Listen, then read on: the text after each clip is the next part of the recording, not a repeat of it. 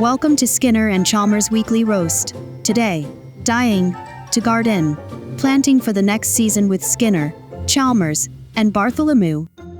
A very warm welcome back, green thumbs and curious listeners alike, to another blossoming episode of Skinner and Chalmers Weekly Roast. Spring is officially in the air here in our beloved Mem field, and with it comes the irresistible urge to get our hands, well, everyone's hands dirty in the gar.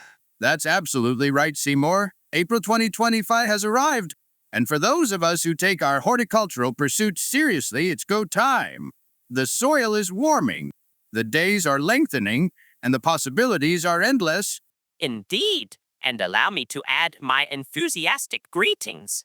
This old bag of bones, or should I say, lack thereof, has been positively itching to contribute to the gardening efforts this year again, after a long winter spent mostly rattling around in the attic. It's time for some fresh air and fertile ground. And we are absolutely delighted to have our resident expert on all things earthy and skeletal, Bartholomew, our beloved pet skeleton.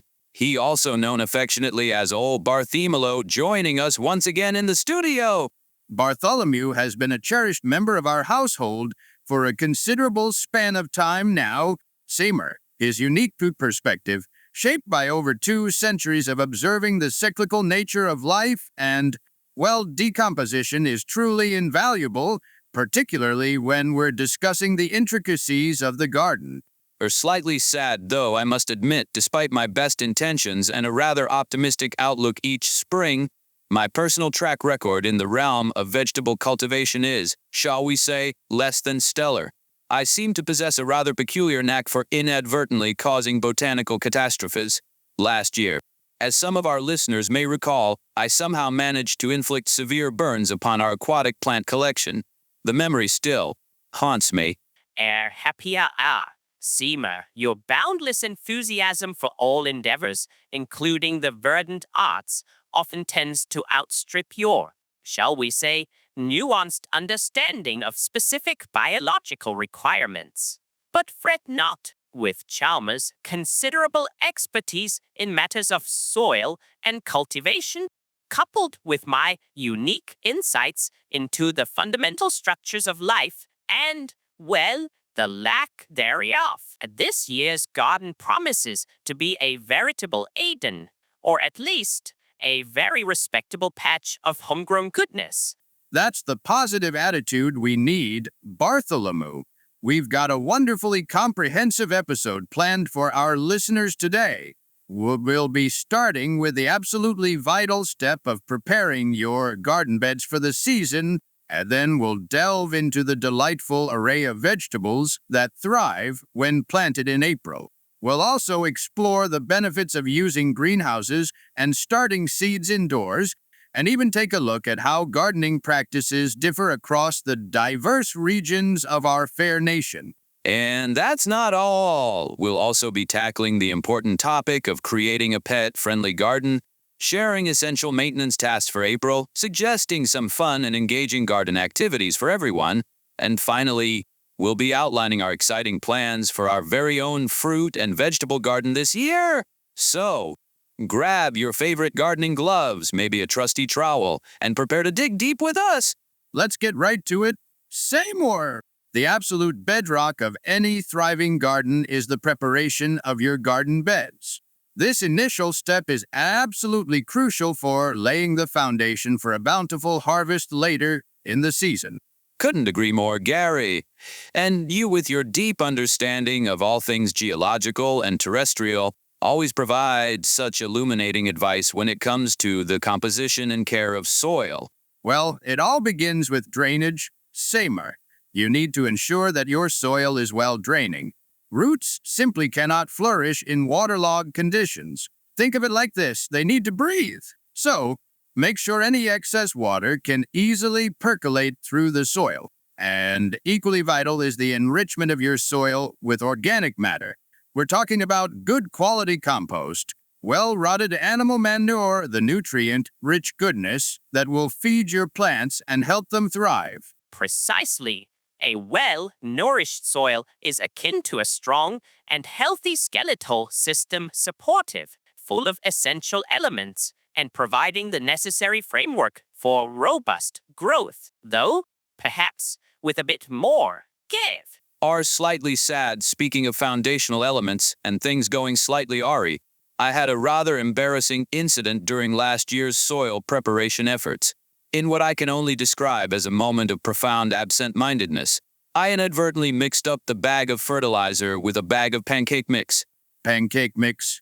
Yamer, how in the world did you manage to confuse fertilizer with pancake mix? They seem rather distinct. Well, Gary, in my defense, they were both somewhat similar looking paper bags. It was an honest, albeit gastronomically inappropriate mistake. In any case, the golems, who we employ for some of the heavier gardening tasks, were less than enthralled when they discovered the error. They staged a rather dramatic walkout and refused to till the soil for weeks. Apparently, they found the resulting soil texture unacceptably light and prone to attracting breakfast enthusiasts. I can remember the scene, though I must confess, my own skeletal structure offers some rather unique advantages when it comes to the art of gardening. Take, for instance, my rib cage. It serves as a remarkably efficient and naturally segmented seed tray. Each rib provides a perfect little compartment for individual seeds, and the inherent gaps ensure excellent air circulation. Bartholomew, that's actually quite a brilliant idea. I must admit, the thought of utilizing your rib cage as a seed tray had never occurred to me. It's certainly unconventional. And my elongated, bony fingers are ideally suited for precise seed spacing. No more guesswork or accidentally overcrowding your seedlings. I can achieve spacing down to the most minute increment, plus a distinct advantage. I never have to worry about getting dirt under my fingernails. You see, Gary, Bartholomew is already proving to be an invaluable asset to our gardening endeavors this year again. Now, once we have our garden beds perfectly prepped and ready to receive new life, what delightful vegetables should we be contemplating planning in the month of April? Oh, yes. April is truly a prime time for planting a wonderful array of cool weather crops directly into your prepared garden beds.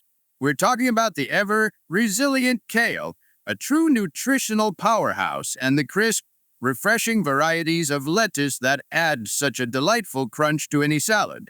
And let's not overlook the humble yet delicious pea. Not just a single pea, like you served Chalmers once, Skinner.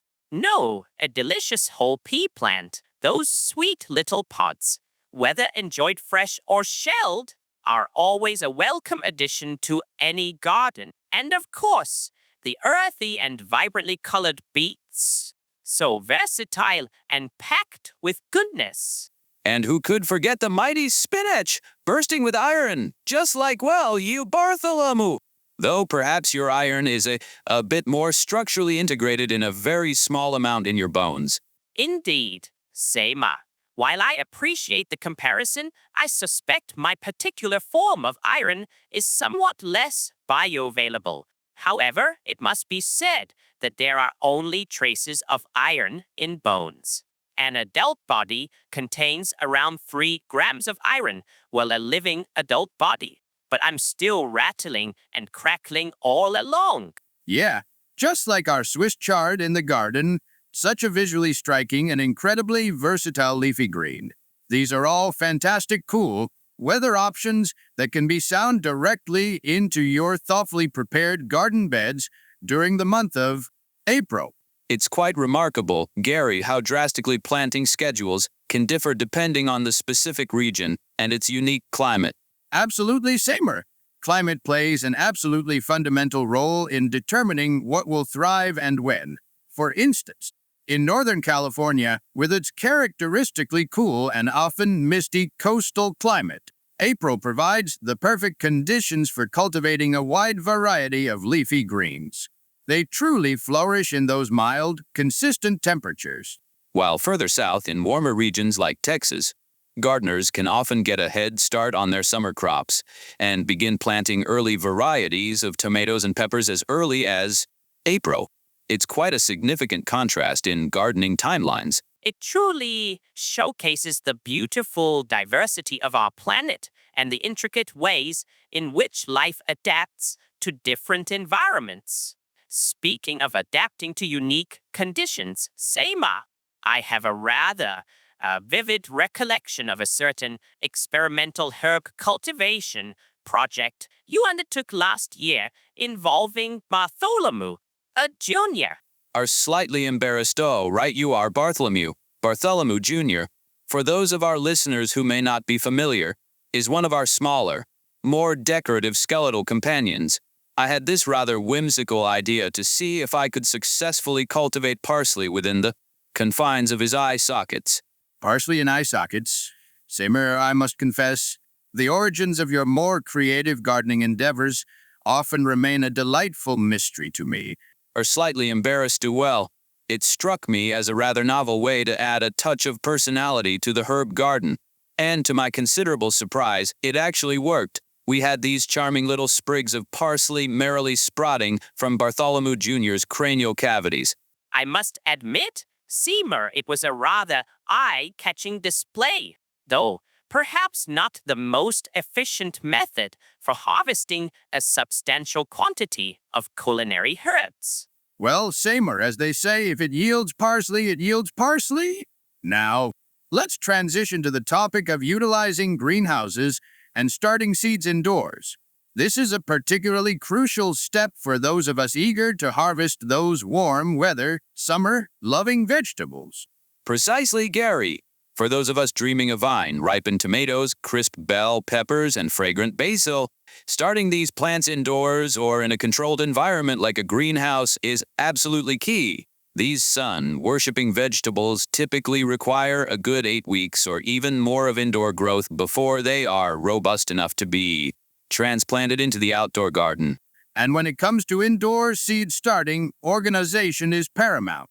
I have developed a very meticulous and highly structured system within our greenhouse. Everything is carefully labeled with the variety and planting date, and I maintain detailed records of germination rates and seedling development. I utilize specialized seed starting trays, precise heat mats to encourage germination, and carefully positioned grow lights to ensure optimal growth conditions. Slightly embarrassed, my own approach to starting seeds indoors tends to be a tad less regimented. I often find myself overcome with enthusiasm and end up with seedlings crammed onto every available windowsill, bookshelf, and even occasionally the top of the refrigerator. And speaking of botanical mix-ups, I had another rather memorable incident last year. Oh, do enlighten us, Yamer. My auditory canals are all clear. Slightly embarrassed. Well, in yet another instance of mistaken identity involving similarly packaged goods, I inadvertently planted coffee beans instead of actual green bean seeds. Coffee beans, Yamer. You planted an entire crop of coffee beans thinking they were green beans, like the beans for lunch. Slightly embarrassed. It seemed plausible at the time, Gary. Anyway, I diligently watered and nurtured these bean plants, eagerly anticipating a bountiful harvest of green pods. Eventually, they did indeed produce a harvest of coffee cherries. Let's just say I experienced a period of prolonged wakefulness, approximately 72 hours after sampling my supposed green beans. I can only imagine the invigorating effects. Perhaps that explains your sudden urge to reorganize the entire collection of commemorative spoons. Perhaps, Bartholomew. But speaking of indoor gardening, you also have a rather unique and skeletal approach to assisting with our indoor seedlings, don't you? Indeed, my hollow skull, you see, makes a remarkably effective mini greenhouse for germinating particularly delicate seeds. It provides a wonderfully enclosed environment, trapping moisture and warmth, creating ideal conditions for sprouting. Plus, it adds a certain genius core to the windowsill. A skull is a miniature greenhouse. Bartholomew, your resourcefulness is truly bone-chillingly impressive. It certainly is. Now, let's delve into the fascinating topic of how gardening practices in April can vary so dramatically across the diverse regions of the United States. It's certainly not a one-size-fits-all approach, is it, Gary? Absolutely not. Say more. The vast differences in climate across the various USDA plant hardiness zones mean that gardening in April looks very different depending on where you are. Gardeners in the northernmost regions, for example, need to exercise a considerable degree of caution. If the soil is still stubbornly cold and saturated from winter snowmelt, it's generally best to resist the temptation to plant too early. Doing so can lead to seed rot or the stunting of young, vulnerable seedlings. Patience is truly a virtue for northern gardeners in early spring. While further south, in the warmer climes, gardeners in zones with milder winters can often jumpstart their warm weather crops much earlier. By April, they might already be planting out tender vegetables like cucumbers and even starting to see the first signs of growth from their watermelon seeds. It's quite a significant difference in the gardening calendar.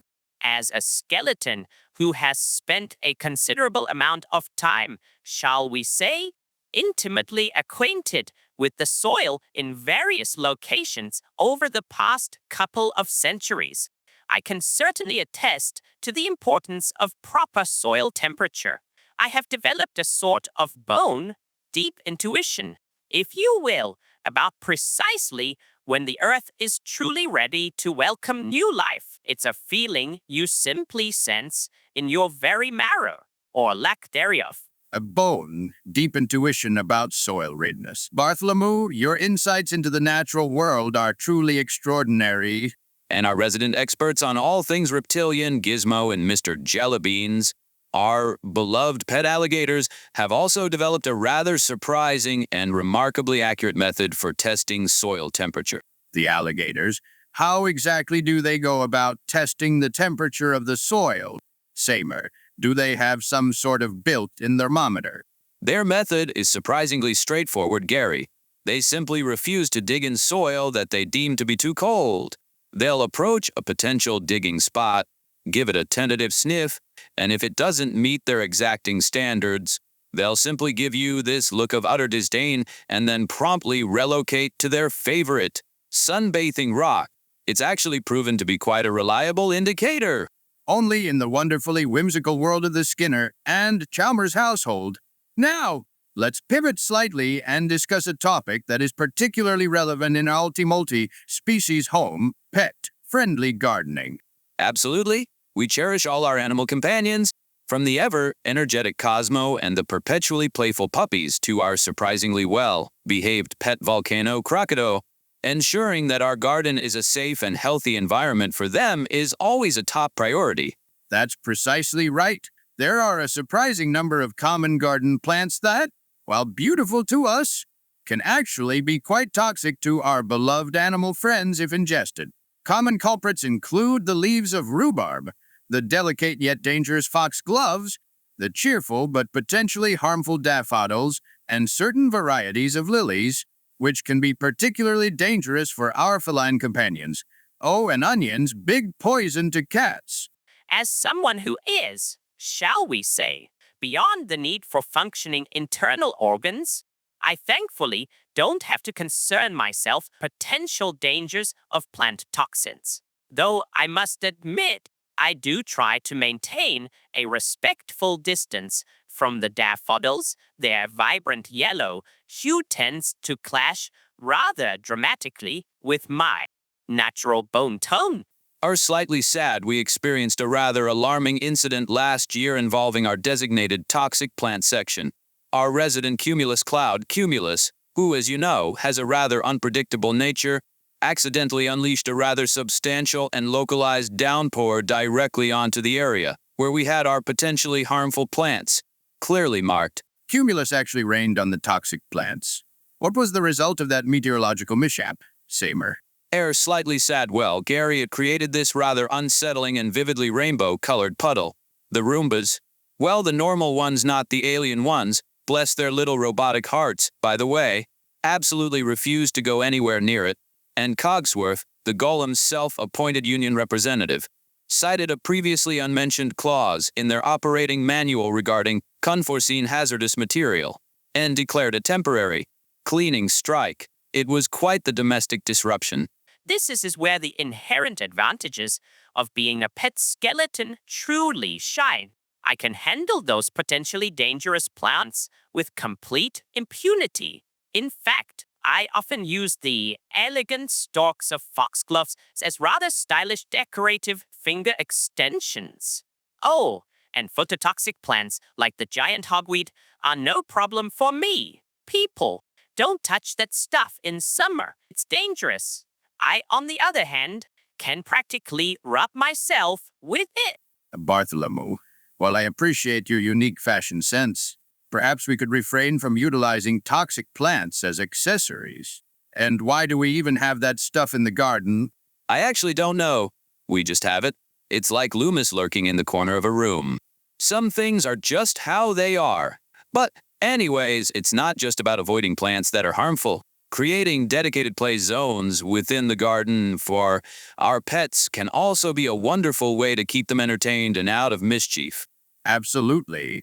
Things like designated digging pits for the alligators to indulge their natural instincts, perhaps a sensory path constructed with different textures like smooth stones and soft mulch for Cosmo and the puppies to joyfully bounce along. And a thoughtfully arranged pile of loose, well-aerated soil for me to occasionally rearrange my skeletal components within. We even have a specially designated area where cumulus can practice forming different cloud shapes and atmospheric phenomena without inadvertently showering our prized petunias. Life in the Skinner and Chalmers household is certainly never lacking in unique experiences. Now, let's transition to some of the essential garden maintenance tasks that are typically undertaken in April. Right you are! April is quite a busy month for any dedicated gardener. It's an excellent time to prune any spring, flowering shrubs that have finished their spectacular floral displays. And a task that cannot be emphasized enough is weeding. Getting those persistent weeds under control early in the growing season will save you a tremendous amount of time and effort later on. Regular weeding prevents your desired plants from having to compete for vital resources like sunlight, water, and nutrients.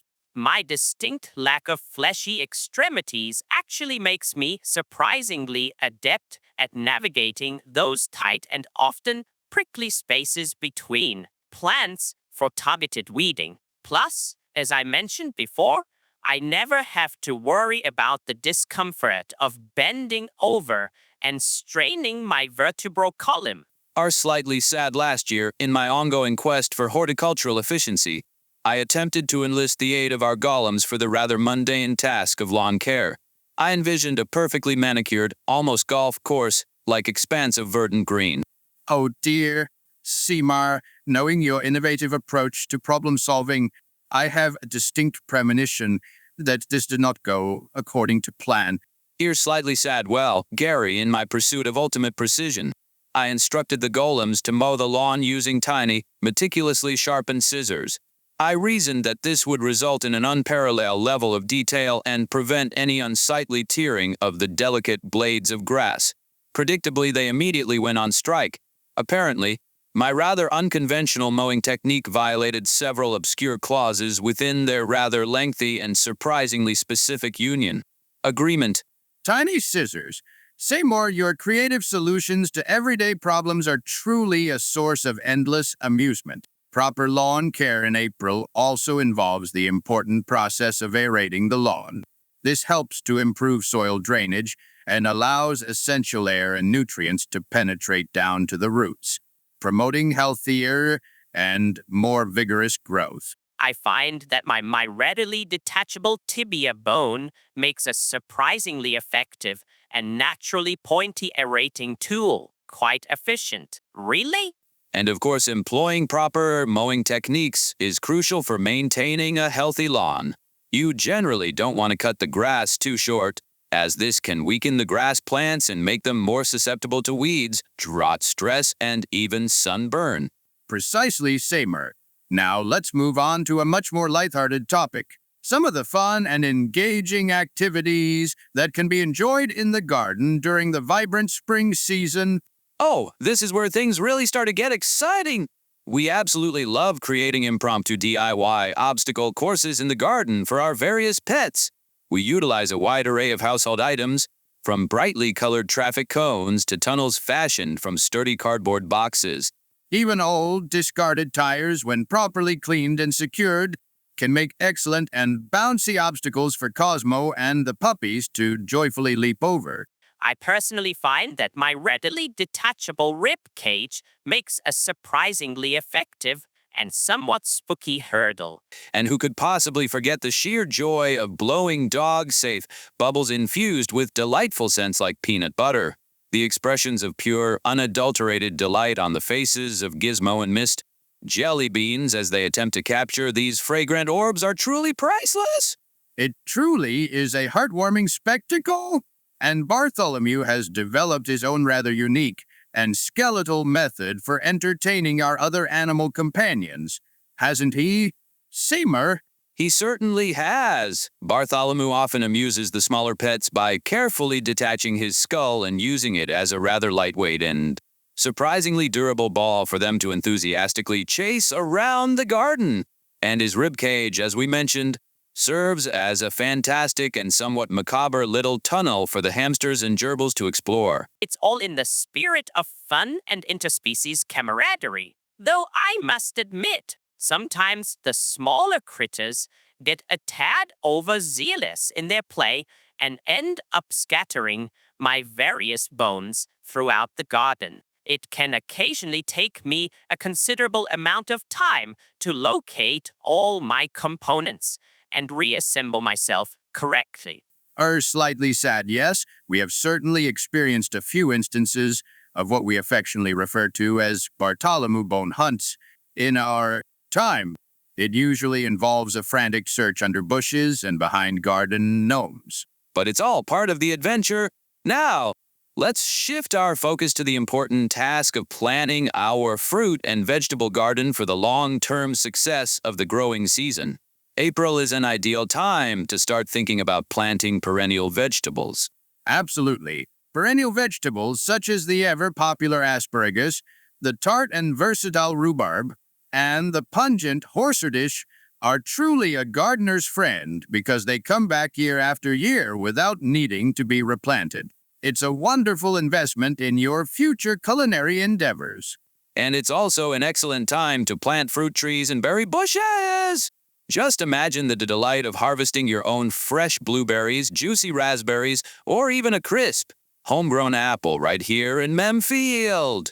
When it comes to planning the layout of our vegetable garden, I always approach the task with a degree of methodical precision. I carefully consider factors such as optimal sunlight exposure for different plant varieties, the principles of companion planting to encourage healthy growth, and the importance of crop rotation to maintain soil health. Slightly sad, my own approach to garden planning tends to be a little more spontaneous. I've developed what I like to call the surprise garden method. I essentially acquire a large packet of mixed vegetable seeds and then, well, I just scatter them liberally across the prepared beds and see what decides to sprout. A truly laissez-faire approach to horticulture. It certainly leads to some unexpected results. Say more. Sometimes we're blessed with a delightful and diverse array of vegetables we hadn't anticipated.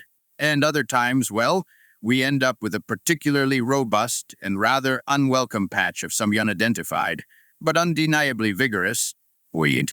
It certainly keeps things interesting and adds an element of surprise to the harvest. But Bartholomew, you also have a very practical and, dare I say, anatomically advantageous way of assisting with fruit tree planting, don't you? Indeed, my elongated femur bones, you see, are remarkably well suited for accurately measuring the ideal planting distance between young fruit trees. They provide a consistent unit of measurement, ensuring proper spacing for optimal growth and fruit production. Oh, Bartholomew, that's an incredibly practical and surprisingly accurate method.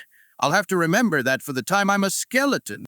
It is, but please take your time before you turn into Bartholomew version 2.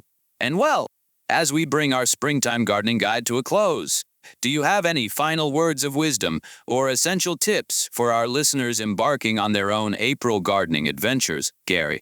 Just a few key reminders.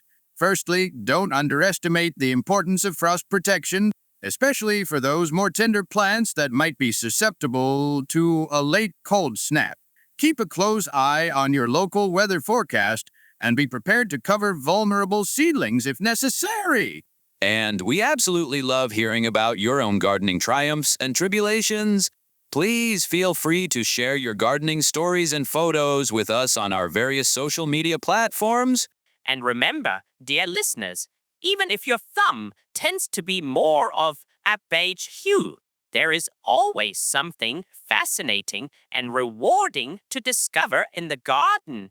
Every little sprout is a testament to the enduring power of nature. And finally, I'd like to unveil our rather ambitious and potentially chaotic gardening plan for this year. We are going to attempt to cultivate vegetables in the distinct shapes of our beloved pets. Oh, Yamer, please tell me you're joking. Not at all. Gary, Bartholomew has even enthusiastically volunteered to assist in the design and construction of special growing frames, utilizing his own skeletal components. Just imagine a vibrant red tomato plant carefully trained to resemble Mrs. Gay Gecko, or a sprawling cucumber vine artfully shaped like Daubois. I have a rather strong premonition that this endeavor will ultimately culminate in Yamer somehow managing to set fire to the sprinkler system, or perhaps even, as in previous years, achieving the seemingly impossible feat of burning underwater plants. But you know what? Despite the inevitable chaos, I wouldn't trade these bizarre gardening adventures for anything.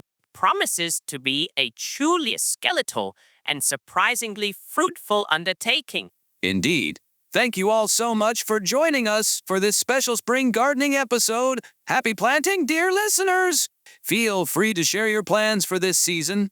And if you don't have a garden, no problem! There is always some space for a little greenhouse on your balcony if you have one. And if not, use your Windows ISO or your living room. You heard Yamer now. Now go and plant your next big success. Until our next broadcast, happy gardening, and may your harvests be bountiful. Farewell, fellow cultivators, and may your compost always be rich and your bones stay intact, mostly. Goodbye. Bye. See ya.